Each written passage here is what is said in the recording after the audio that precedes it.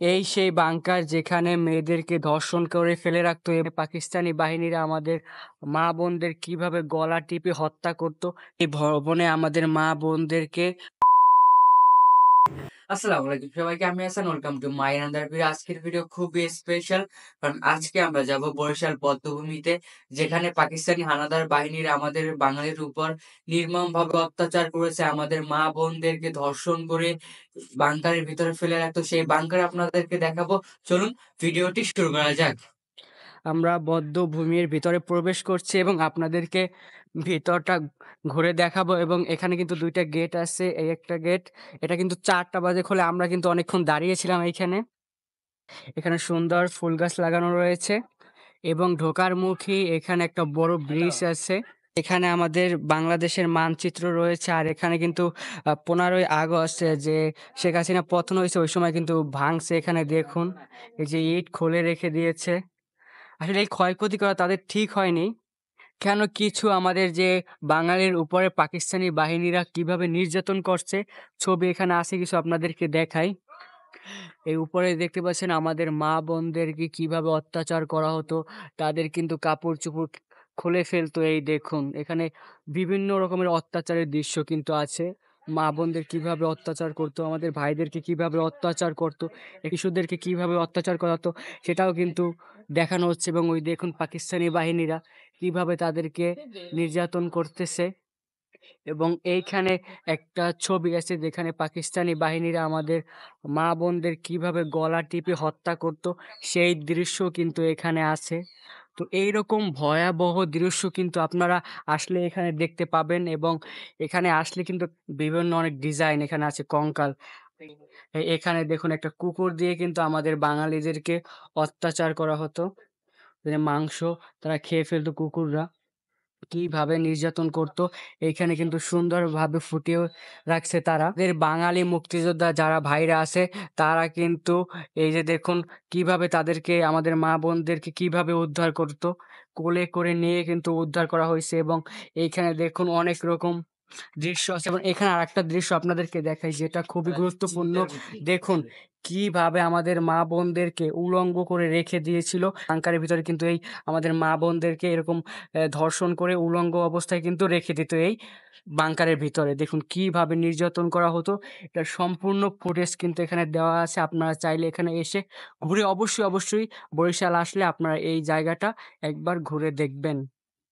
এখন আপনাদের যে বিল্ডিংটা দেখাবো, এই বিল্ডিং এ কিন্তু আমাদের মা বোনদেরকে অত্যাচার করা হতো এবং ধর্ষণ করে কিন্তু এই বিল্ডিং এ ফেলে রাখতো। আপনাদেরকে এই বিল্ডিংটা এখন দেখাবো। এই সেই নির্যাতন কক্ষ, যেখানে আমাদের মা বোনদেরকে ধর্ষণ করে ফেলে রাখতো এবং অত্যাচার করতো।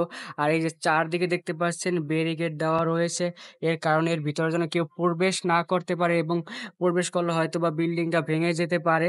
তো আপনাদেরকে ভিতরের চিত্র এখন দেখাবো কি অবস্থা ভিতরে। আমরা এখন আছি পিছন সাইড, এবং পিছন সাইডে আপনারা দেখতে পাচ্ছেন এখানে এই যে কক্ষ। আপনি একবার চিন্তা করুন, এই কক্ষে কত মানুষকে ধর্ষণ করে ফেলে দিয়েছে পাকিস্তানি বাহিনীরা। এবং এখানে আজও রক্তের ছোঁয়া কিন্তু আছে।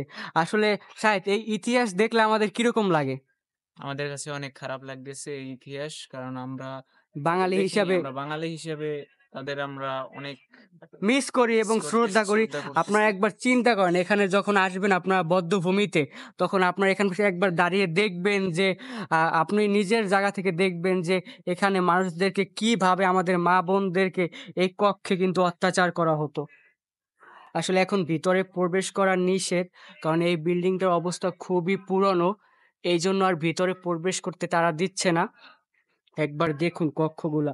আর এখানে কিন্তু সিঁড়ি রয়েছে, যেই সিঁড়ি দিয়ে কিন্তু পাকিস্তানি হানাদার বাহিনীরা আমাদের মা বোনদেরকে উপরে উঠিয়ে নিয়ে এই ২ তালাতে নির্যাতন তারা কিন্তু চালু করতো বা হতো। আমরা দূরে বাসার ভিতরে দেখতে পাচ্ছি একটা হেরিকেন আছে। আসলে এইটা আমরা জানি না ১৯৭১ সালের হেরিকেন না কদিন আগে লাগিয়েছে। দেখুন একবার নিচগুলো দেখুন। উপরের সিলিং কিন্তু ভেঙে ভেঙে পড়ছে। একবার দেখুন কি অবস্থা। আর এখানে আসলে আপনারা দেখতে পারবেন এরকম কিন্তু অনেক সাউন্ড সিস্টেম কিন্তু আছে। এখন এই সাউন্ড সিস্টেম চলে না, এর কারণ হচ্ছে এই সাউন্ড সিস্টেম আগে এখানে যে এই যে বিল্ডিং এ যে নির্যাতন করা হতো, সেখানে সাউন্ড সিস্টেম কিন্তু ছিল যে কিভাবে চিৎকার করতো, পাকিস্তানি বাহিনীরা কিভাবে তাদেরকে অত্যাচার করতো, সেই সাউন্ড কিন্তু এখানে আসতো। কিন্তু 5ই অগস্টের পর এখানে হামলা হওয়ার পর কিন্তু এখন আর এই সাউন্ড সিস্টেমগুলো চলে না বা নষ্ট করে ফেলছে। আসলে এই জায়গায় আপনারা যদি আসেন তাইলে এই জায়গায় যে ১৯৭১ যে ঘটনাগুলো হয়েছে এগুলো আসলে আপনারা অনেক বুঝতে পারবেন, ফিল করতে পারবেন যে আসলে তাদের আসলে কত কত কষ্ট কষ্ট। হয়েছে। আসলে অনেক কষ্ট থাকে। এই জায়গায় আসলে আপনারা বুঝতে পারবেন যে আমাদের মা-বোনকে কত নির্যাতন করা হয়েছিল। এবার আপনাদেরকে দেখাবো আরেকটা ভবন, ২য় ভবন যেখানে পুরুষদেরকে এনে রাখা হতো এবং তাদেরকে ফায়ার করে মেরে ফেলতো বা তাদেরকে নির্যাতন করতো অনেকভাবে। এখন পুরুষদের যে কক্ষটা আছে আপনাদেরকে দেখাবো, ওইটার মতো সেমই একদম। হচ্ছে ২ নাম্বার ভবন যেখানে পুরুষদেরকে নির্যাতন করা হতো। ওইটার থেকে এই পুরুষদের নির্যাতন কেন্দ্রটা একটু এখনো পর্যন্ত ভালো আছে। দেখুন ১৯৭১ সালে কিন্তু এই জানালা কিন্তু ব্যবহার করা হয়েছে। এখনো কিন্তু এই জানালা আছে এবং একটা জানালার কাচও কিন্তু এখানে আমরা দেখতে পারছি। আর এই কক্ষে কিন্তু একটা ওই দরজাও আছে এবং ভিতরে কিন্তু হেরিকেন আছে। ওখানে আরেকটা হেরিকেন দেখছি, তার মানে এগুলো ১৯৭১ সালের হেরিকেন। এছাড়া তো আর কোনো হেরিকেন হবে না। এবার দেখুন এখানে এই যে কক্ষ, এই কক্ষটা একদম ভালোভাবে দেখা যায়। দেখুন কত কষ্টে এখানে মানুষ ছিল দিনের পর দিন না খেয়ে, কিভাবে পাকিস্তানি হানাদার বাহিনীরা তাদেরকে টর্চার করেছিল এবং এইখানে আরেকটা সিঁড়ি, এই সিঁড়ি দিয়ে উপরে নেওয়া হতো। একবার কক্ষগুলা দেখুন, আসলে যদি ভিতরে প্রবেশ করা যেত তাহলে আমি আপনাদেরকে দেখাতাম। একটু তাও আমি চেষ্টা করি আপনাদের দেখানোর জন্য।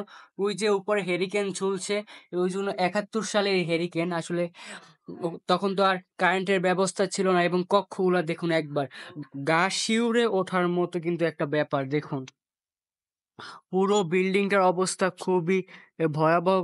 যেকোনো সময় ধসে পড়তে পারে এবং ভিতরে যে কেউ প্রবেশ না করতে পারে এইজন্য কিন্তু এই যে ব্যারিকেডটা দেখতে পাচ্ছেন লোহার, এটা কিন্তু দেওয়া হইছে।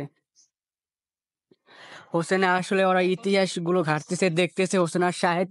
আসলে এটা দেখার মতো আসলে একটা জিনিস যেখানে মানুষকে অত্যাচার করা হতো, আমাদের মা-বোনদেরকে। দেখুন। আর এটা হচ্ছে একটা বাগান, ছোটখাটো বাগান করা হয়েছে এখানে। আর এইখানে ভিতরে মনে হয় প্রবেশ করতে তারা দেয় না। এই যে আরো একটা বিল্ডিং আছে, এখানে মনে হয় রেস্ট্রিক্টেড এলাকা। হয়তোবা ওখানে এখনো লোকজন থাকে। আমি একজন লোকজনকে দেখতে পাচ্ছি। কিন্তু একটা সুন্দর জায়গা আছে এখানে একটা, ওই যে দেখুন। আর এখানে কিন্তু অনেক ধরনের বঙ্গবন্ধু বা ইয়ার ছবি ছিল। আর এখানে যেই ফ্রেমগুলো আছে, এই ফ্রেমে কিন্তু ইয়া ছিল যে ১৯৭১ সালের কিছু চিত্র ছিল, সেগুলো কিন্তু ৫ই অগাস্ট আসলে সব ভেঙে ফেলা হইছে। এখানেও ছিল। আর এই যে পুরো যে রোডটা, এই রোডে কিন্তু অনেক রকমের ছবি ছিল এবং উপরে লাইটিং করা ছিল যাতে এই ছবিগুলো ভালোভাবে দেখা দেয়। কিন্তু এখন আর সেই সুযোগ নেই, কারণ ৫ই আগস্টের পর সব কিন্তু ভেঙে ফেলা হইছে। এখন আমি যাব বাংকারে, যেই বাংকারে আমাদের মা-বোনদেরকে ধর্ষণ করে উলঙ্গ অবস্থায় সেখানে ফেলে দিত, যাতে তারা ওখানে না খেতে পেয়ে মারা যায়। সেই বাংকারটা আপনাদেরকে দেখাবো, চলুন সেই বাংকারের কাছে যাওয়া যাক। এখন আমরা এই রোড দিয়ে যাচ্ছি যেখানে মেয়েদেরকে ধর্ষণ করে উলঙ্গ অবস্থায় ফেলে রাখতো, সেই প্লেসে কিন্তু এখন আমরা যাচ্ছি এই রোড দিয়ে, আপনাদেরকে দেখাই। তো আমরা হেঁটে যাচ্ছি এবং ইটের কিন্তু পাকা স্লাতন করা রয়েছে। এই যে দেখুন, আসলে এখানে দেখতে কিন্তু অনেক সুন্দর লাগতেছে। এই সেই বাংকার যেখানে মেয়েদেরকে ধর্ষণ করে ফেলে রাখতো এবং উলঙ্গ অবস্থায় কিন্তু তাদেরকে এই বাংকারের ভিতরে রেখে দিত। এই বাংকারের ভিতরে তারা মারা গিয়ে পচে গলে তাদের হাড়গোড় কিন্তু এটার ভিতরেই থাকতো। এই সেই বাংকার, দেখুন আপনাদেরকে বাংকারের ভিতরটা একটু দেখাই। এই নিচে মনে হয় আরো গভীর ছিল, এখন তো দেখি ভরা আছে এবং এইখান থেকে কিন্তু এই একটা ছিদ্র দেখতে পাচ্ছি, এখানে আরেকটা ছিদ্র, আরেকটা ৩টা ছিদ্র মোট। এইখানে হয়তোবা গুলি তাক করে রাখতো এবং আপনি এই জায়গাটার কথা একবার চিন্তা করুন, এই বাংকারের চিন্তা করুন, যেখানে মেয়েদেরকে উলঙ্গ করে ধর্ষণ করে তাদেরকে কিন্তু এই বাংকারের ভিতরে মেরে ফেলে রাখতো। আপনি একবার চিন্তা করুন, এই বাংকারের কাছে যখন আপনি আসবেন, তখন আপনি নিজেই অবাক হয়ে যাবেন যে এই বাংকারের ভিতরে কত মানুষের দেহ দেহ গলে, গলে মাটির সাথে মিশে গেছে। আপনারা একবার চিন্তা করুন নিজেরা যে এই বাংকারের ভিতরে আমাদের মা-বোনদেরকে কিভাবে অত্যাচার করা হতো এবং কিভাবে তাদেরকে ধর্ষণ করে ওই ভবন থেকে এখানে এনে ফেলে রাখতো উলঙ্গ অবস্থায়। দেখুন বাংকারটা কত বড়।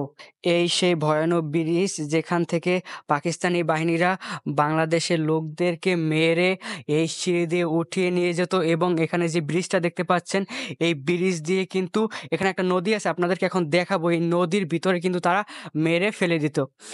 এটা নূতন করে করছে, আর এই যে পুরান ব্রিজটা, এইটা হচ্ছে পুরান ব্রিজ, আর এইটা হচ্ছে নূতন করা হয়েছে আর কি।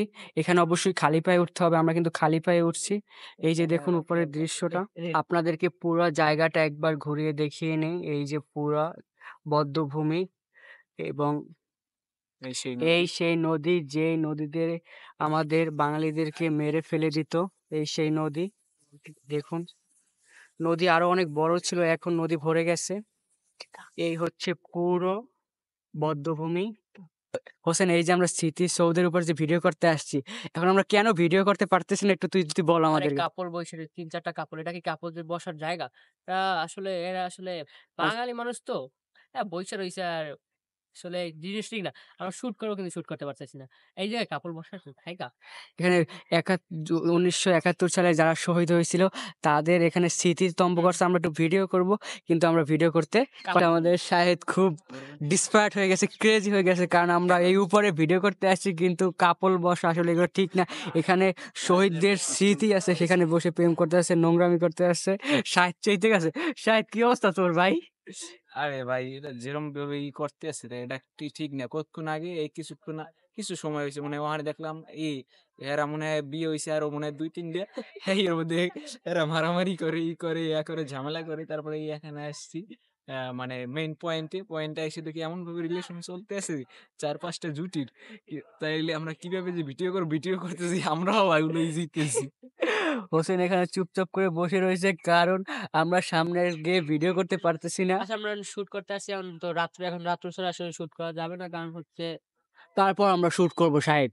Obviously right brother. যদি কোনো সমস্যা করে মেয়েরা, সিকিউরিটি অবশ্যই তো এখানে আছে, কারণ সিকিউরিটি। আর এখানে হচ্ছে কি ওদের আসলে বোঝা উচিত যে আসলে এই ঠিক পাশে বইয়া করুক, কারণ এই জায়গাটা আসলে করা ঠিক না। প্রেম করতেছে, নোংরামি করতেছে, আসলে এই বিষয়গুলো খুব খারাপ। শাহেদ তো চেইতে গেছে, শাহেদের মাথা গরম আছে। আসলে আমরা দেখুন এখানে আইসা কিন্তু বইসা রয়েছি, কারণ ওখানে আমরা শুরু করতে পারতেছি না। এখন আমরা কি করব, আপনারা কমেন্টে জানান যে এদের কি মা বোন ভাই বোন নাই, এরা এইসব কাজ করে। গাইস দেখুন কি কাপড় বসে রয়েছে, দেখুন তা আমরা কিভাবে ওখানে যে ভিডিও করি। আমার বন্ধু কৌশিক সে চলে আসছে ফোন দেওয়া মাত্রই। এটা একটা বধ্যভূমি। এই জায়গায় এই নিব্বা-নিব্বি কেউ ঘষাঘষি এগুলা তো চলে না। রাতের ভিউটা, এই সেই ব্রিজ যেখান থেকে পাকিস্তানি বাহিনীরা বাংলাদেশের মানুষকে মেরে ফেলে দিত। আসলে ওখানে ভিডিও করা হয়নি, কারণ ওখানে অনেক কাপল বসেছিল, এই জন্য দেখাতে পারিনি। তো আপনাদেরকে দূর থেকে দেখাচ্ছি রাতের বেলা।